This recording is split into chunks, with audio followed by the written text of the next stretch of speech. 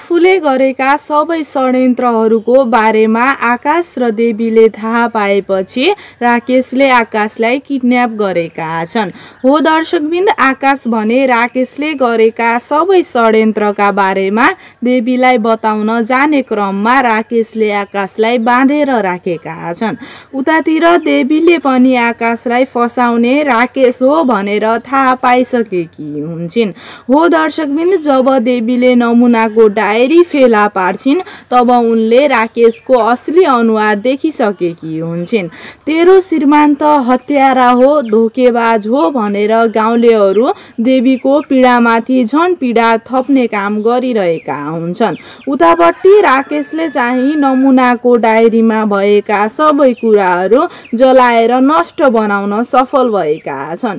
सेता लुगामा सजिएकी देवीलाई आकाशले फेरि पनि रातो पहिरन दिनुका साथै खुसी दिन सफल भएका छन्। दर्शकबिन्द, देवीले मेरो दोस्रो बिहे भयो भनेर आफ्नी सासू र राकेशलाई आकाशसँग भेट गराएकी छिन्। हो दर्शकबिन्द, देवीले यी सबै षड्यन्त्र रच्ने षड्यन्त्रकारी राकेश हो भनेर आफ्नी सासूलाई बताइसकेकी छिन्।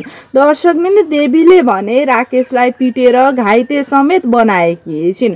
दर्शकबिन्द, के अब राकेश फेरि पनि बस्लान् त? तपाईहरूलाई के लाग्छ? जे लाग्छ कमेन्ट बक्समा गएर कमेन्ट गर्न नभुल्नुहोला।